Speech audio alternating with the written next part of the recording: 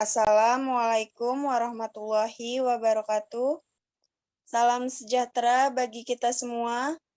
Sebelumnya yang saya hormati Bapak Rifa Abdillah Aziz Eskom MM, selaku dosen pengampu mata kuliah Proses Bisnis Teknologi Informasi, serta teman-temanku yang selalu saya banggakan. Sebelum presentasi, saya Depi Lestari dengan NIM 19-2038 selaku moderator akan memperkenalkan anggota kelompok saya yang terdiri dari Muhammad Gangsar Pradistia,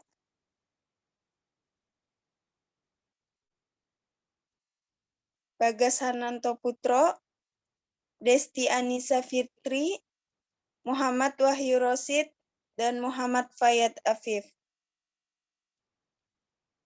Pada kesempatan kali ini, kami dari kelompok 5 akan mempresentasikan analisa proses bisnis pada perusahaan HS Hardware. Baik, untuk selanjutnya, pengertian proses bisnis akan disampaikan oleh Afif. Waktu dan tempat dipersilakan.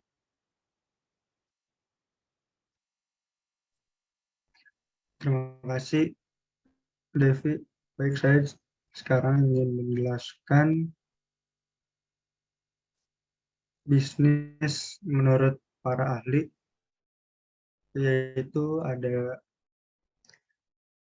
Jeff Madura, intasi yang dibentuk oleh perorangan atau kelompok yang mendirikan suatu perusahaan yang dibuat guna sebagai penyedia layanan atau suatu produk yang diinginkan oleh pelanggan atau masyarakat pada umumnya.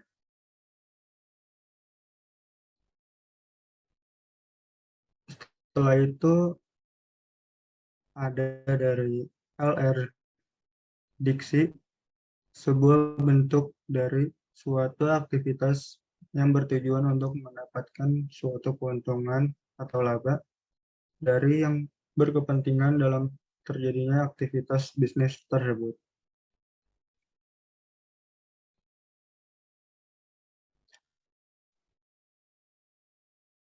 Setelah itu ada dari Given dan Ebert, organisasi yang menyediakan barang atau jasa dengan maksud mendapatkan laba.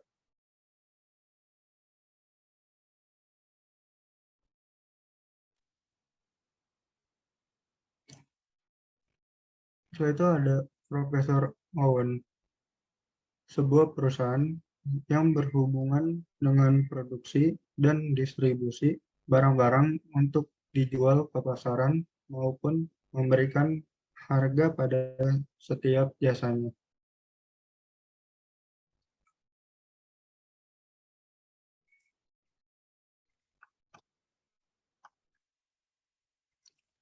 Setelah itu ada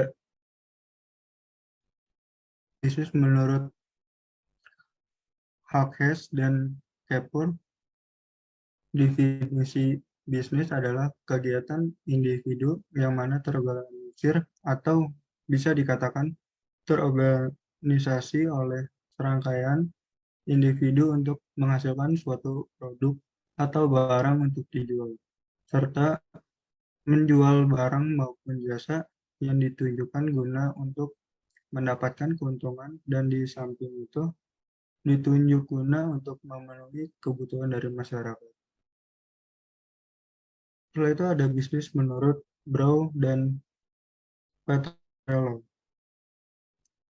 yaitu adalah lembaga yang menghasilkan suatu bentuk barang maupun jasa yang mana barang atau jasa tersebut dibutuhkan oleh masyarakat umum, serta semua hal yang mencakup dalam semua aspek usaha yang dilakukan oleh instansi pemerintah maupun swasta dan ditunjuk untuk suatu pencapaian tertentu, seperti ingin mengejar suatu keuntungan atau laba ataupun tidak.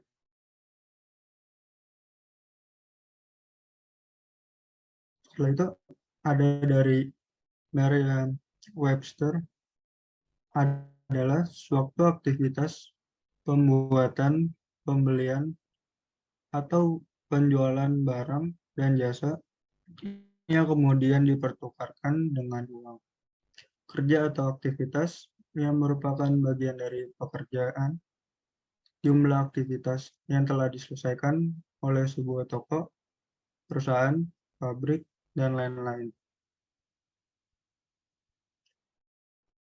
Setelah itu ada dari Stanford 1979, bisnis ialah suatu lembaga yang menghasilkan barang dan jasa yang dibutuhkan oleh masyarakat. Apabila kebutuhan masyarakat meningkat, maka lembaga bisnis pun akan meningkat pula perkembangannya untuk memenuhi kebutuhan tersebut sambil memperoleh laba. Setelah itu ada dari bisnis dictionary adalah suatu organisasi atau sistem ekonomi di mana barang dan jasa dipertukarkan menjadi bentuk lain dalam bentuk uang. Setiap bisnis membutuhkan investasi atau pelanggan yang cukup untuk menjual keluarnya pada kuantitas tertentu untuk menghasilkan keuntungan. Bisnis dapat dimiliki secara pribadi, bukan untuk keuntungan pribadi.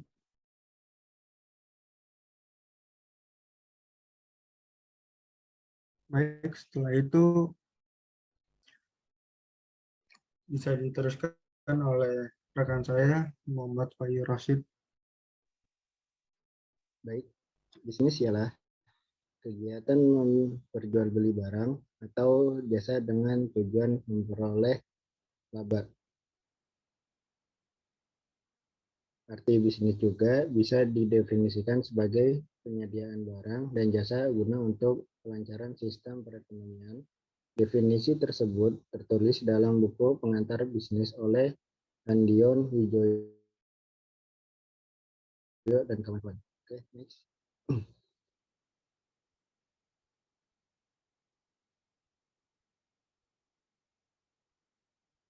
Bisnis TI, suatu kegiatan yang dilakukan individu atau sekelompok orang yang memiliki nilai value dengan tujuan mendapatkan keuntungan atau profit yang dilakukan dengan bantuan teknologi informasi. Oke.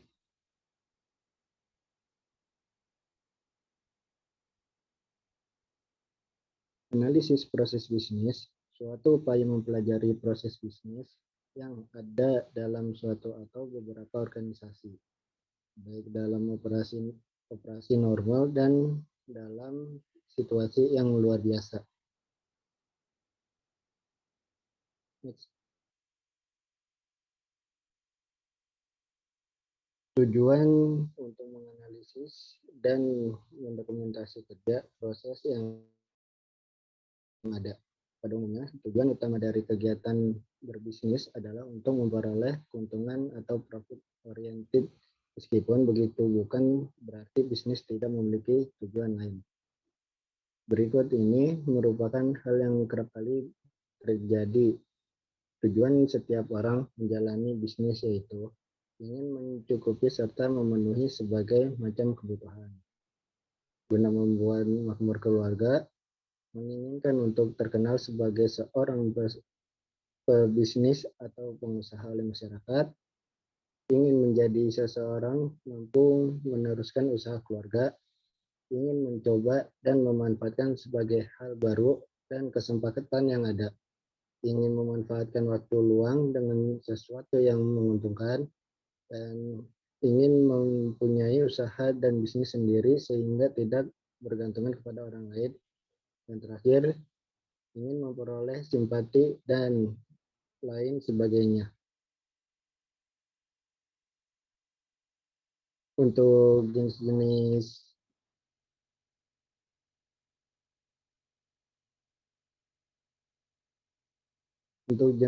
bisnis tersendiri dikutip dari buku Pendidikan Ilmu Ekonomi dan bisnis oleh Dr. Andes Nanda Dwi Rizkia SHMH dan kawan-kawan.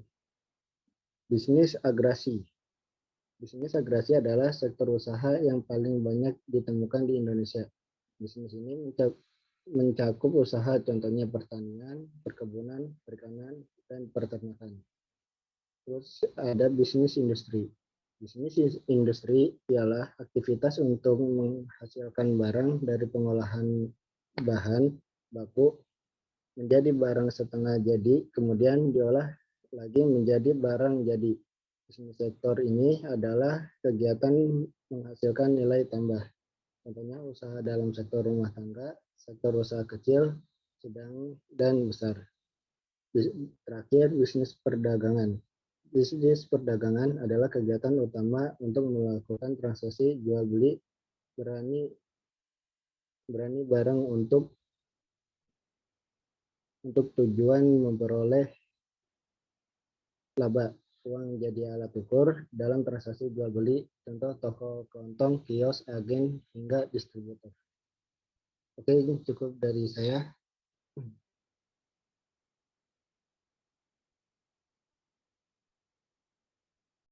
Selanjutnya, di sini saya akan mempresentasikan analisa proses bisnis pada perusahaan S Hardware.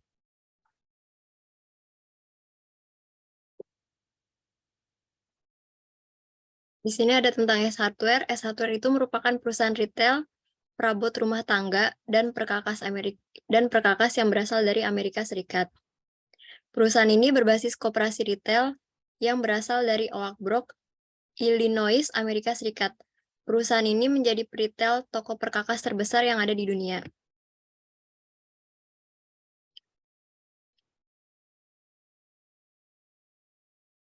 S Hardware didirikan pada tahun 1924 sebagai S-Store. Perusahaan ini berubah nama menjadi S Hardware Corporation pada tahun Perang Dunia II, menjadikan jumlah penjualan meningkat 3 kali lipat dari tahun 1940-an hingga 1959. Setelah pendiri dan presiden perusahaan ini, Richard Hess, pensiun pada tahun 1973, S Hardware dijual kepada retail yang ingin menggunakan hak penjualannya, menjadikan perusahaan ini sebagai perusahaan retail berbasis koperasi. S Hardware telah mencatat pemasukan hasil penjualan sebesar $1 miliar pada tahun 1985 dan $5 miliar pada tahun 2015. S Hardware ini berada di bawah naungan Kawan Lama Group. Selain ada S Hardware, ada juga Informa dan Chat Time. Terus di sini ada struktur organisasi yang ada pada retail S Hardware. Paling atas itu ada manajer, terus ada duty manager, ada supervisor, senior kasir, senior advisor, senior receiving, senior customer service, terus ada kasir, advisor, receiving, dan customer service. Ya, terima kasih Desti atas penjelasannya tentang story di S Hardware. Pada kesempatan kali ini saya akan menjelaskan tentang sistem bisnis yang berjalan di S Hardware. Yang pertama itu adalah toko. Toko itu ketika barang kosong atau barang dengan fisik yang sedikit, dia akan melakukan PO. PO itu purchasing order atau request barang ke DC atau gudang. Lalu ketika sudah di request, sudah di update PO, lalu gudang menerima data barang apa saja yang dibutuhkan oleh toko tersebut. Nah, sudah menerima data, lalu gudang mengirimkan armada untuk mengirim barang-barang yang toko itu butuhkan agar untuk dijual. Lalu setelah sampai toko, barang itu dicek dari fisik dan juga sistem di PO-nya. Apakah barangnya sesuai dengan quantity di PO atau barangnya fisiknya bagus atau cacat, itu nanti dicek oleh bagian receiving atau bagian yang mengelola gudang atau stok barang di S Hardware. Lalu kalau sudah semua balance antara fisik, quantity, data di PO, dan juga fisik barangnya itu bagus semua, Lalu bagian administrasi yang ada di S-Hardware itu melakukan GR. GR itu good receipt. Good receipt itu gunanya untuk menaikkan sistem barang agar di toko itu bisa menjual barang tersebut dengan sistem yang ada. Lalu selanjutnya,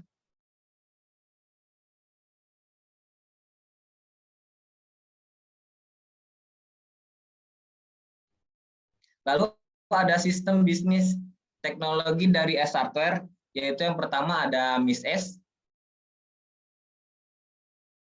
Nah, di sini ada tampilan MIS-S. MIS-S ini aplikasi yang dimiliki oleh S-Hardware pribadi atau yang mereka punya lah, baratnya. MIS-S ini diakses dengan member. Kalau misalkan yang tidak memiliki member, dia tidak bisa akses di aplikasi tersebut. Fungsi dari aplikasi tersendiri ini, itu kita bisa ngecek promosi, terus bisa ngecek barang-barang flash sale, atau lagi spesial online, dan juga langsung berbelanja di aplikasi tersebut juga bisa. Cuman yang kurang dari aplikasi tersebut itu tampilannya kurang user friendly. Si customer awam yang jarang menggunakan aplikasi online, dia akan kesusahan untuk mencari barang atau mencari flash sale atau bahkan di bagian checkout-nya atau bagian terakhir di pembayaran. Itu sangat sulit sekali. Maka harus ada edukasi dari karyawan S tersebut untuk mengedukasi si customer agar bisa menggunakan aplikasi tersebut. Lanjut. Yang kedua ini ada rupa-rupa. Rupa-rupa ini sama seperti MIS-S, cuman bedanya si rupa-rupa ini tidak memiliki member juga bisa login, juga bisa berbelanja. Nah, lebih enaknya di rupa-rupa ini, kita nggak cuma bisa ngecek barang di S-Hardware saja. Di rupa-rupa ini bisa cek barang di Toys Kingdom atau di Informa, dan semua harga ini terupdate.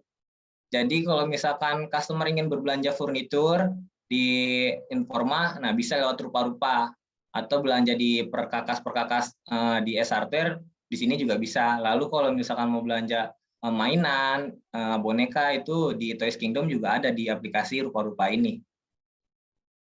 Lanjut.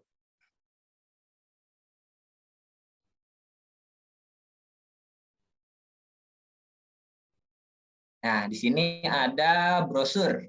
Brosur atau e-katalog. E-katalog ini sangat bagus ya. E-katalog ini fungsinya untuk branding si S-Hardware untuk mempromosikan barang-barang lewat sosial media seperti Facebook, kita bisa share di status atau di WA, kita bisa bikin WA blast untuk dikirim ke customer atau bikin snap Instagram untuk menginformasikan bahwa si S-Hardware ini lagi ada promo tebus hemat loh, lagi ada promo bungsel loh, dan juga di sini banyak katalog yang ada, jadi customer bisa tahu nih harganya tuh sekian-sekian, promonya tuh sekian, terus bank partnernya juga ada, misalkan CIMB Niaga atau BCA, nah nanti itu dapat promo lebih murah lagi kalau menggunakan bank partner atau lagi kerjasama dengan bank tersebut, tiap bulannya dia ganti-ganti. Lanjut. Nah, di sini ada gambar screenshot live Instagram.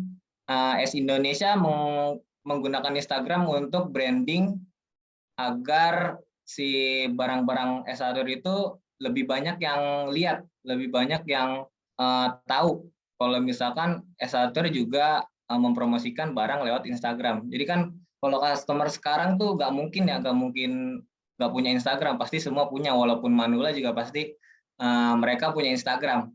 Nah, jadi niatnya S-Hardware di sini untuk membrandingkan barang-barang yang mereka promosikan agar barang tersebut tuh nyampe ke customer gitu. Jadi customer tahu, oh si S-Hardware ini lagi ada promo ini loh. Si S-Hardware ini lagi banyak promo juga loh gitu. Jadi customer tahu dan sampai semua marketingnya jalan. Dan yang terakhir ada aplikasi Kolibri. Aplikasi Kolibri ini fungsinya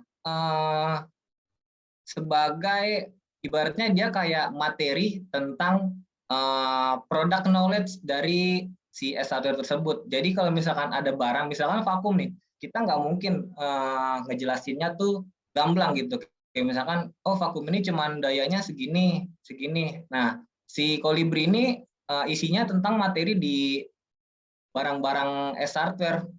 Jadi kalau misalkan vakum itu dia tuh ada spesifikasinya kayak bisa basah kering atau kering, wattnya 300 watt gitu atau yang hemat daya. Nah, si aplikasi ini fungsinya itu untuk memperluas informasi di sumber daya manusianya S-hardware agar produk knowledge-nya tuh lebih bagus lagi untuk menerangkan si customer. Dan juga ada kayak ilmu-ilmu tentang sumber daya atau perizinan berdagang atau perizinan bisnis, semua ada di Kolibri ini. Ibaratnya nih Kolibri ibaratnya aplikasi punya S-hardware, tapi materinya, ilmunya tuh tentang si S-hardware tersebut, entah itu barang atau perizinan dan lain-lain.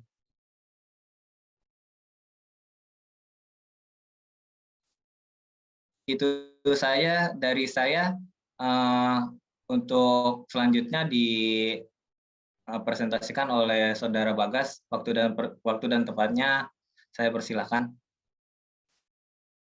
Oke, baik. Terima kasih Mas Gangsar yang sudah menjelaskan proses bisnis TI-nya dari S1 itu sendiri. Selanjutnya saya akan menjelaskan SWOT. SWOT apa sih? SWOT S-nya adalah strength, yaitu kekuatan. W-nya adalah weakness, yaitu kelemahan.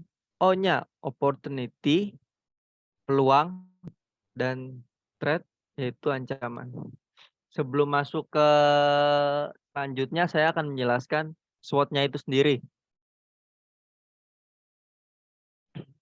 SWOT adalah untuk mengatur kekuatan, kelemahan, peluang, dan ancaman ke dalam daftar yang terorganisir. Biasanya diterapkan pada kisi-kisi yang sederhana. SWOT berasal dari internal perusahaan Anda. Hal-hal yang dapat dikontrol dan dapat berubah. Contohnya, siapa yang ada di tim Anda, properti apa saja, dan lokasi perusahaan tersebut. Lanjut.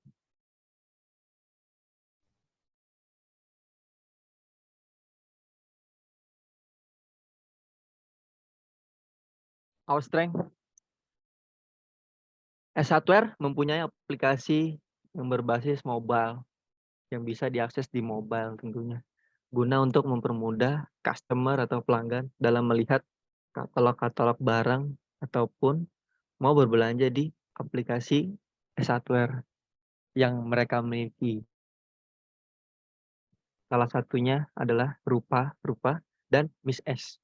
Lalu mempunyai web lokal sendiri untuk merubah schedule atau cek absen, cuti, atau izin sakit guna mempermudah karyawan untuk memanage absensi masing-masing.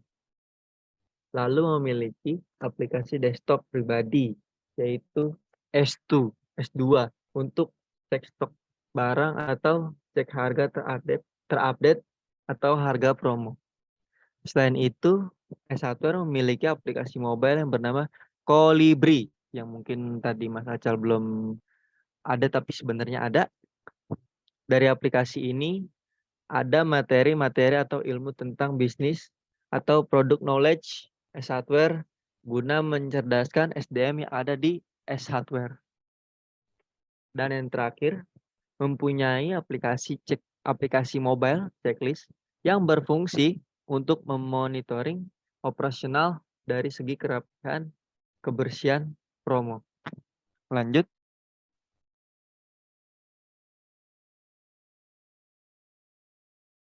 Our weakness, kelemahan. Tidak fast respon di WhatsApp chat yang menyebabkan customer lama menunggu dan sehingga bisa membeli belanja di tempat lain atau kompetitor. Kedua, belum aktif menayangkan iklan TV di TV nasional maupun di TV swasta. Oke, lanjut.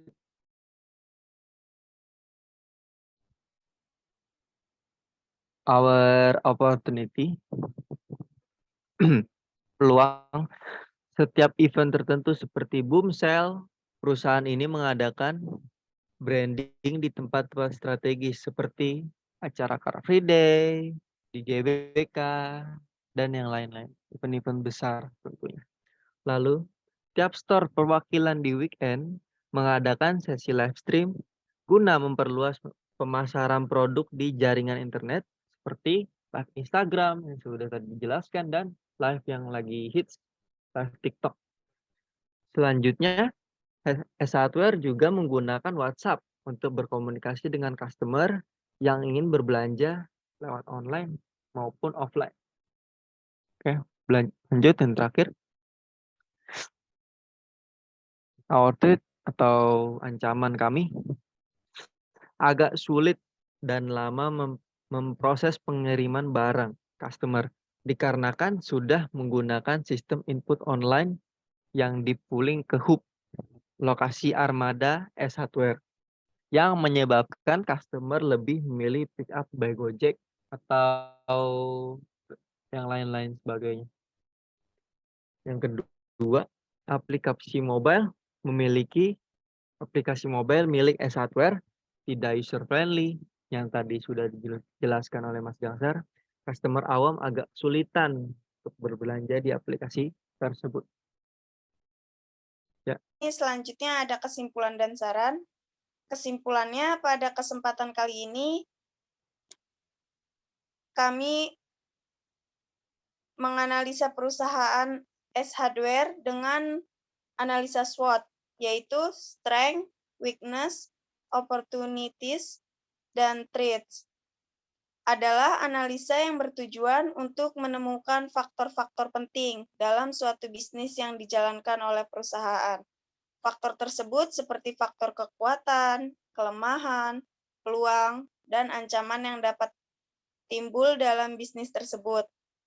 Sarannya di sini lebih cepat dalam penanganan penjualan online, respon chat customer, ataupun update stok.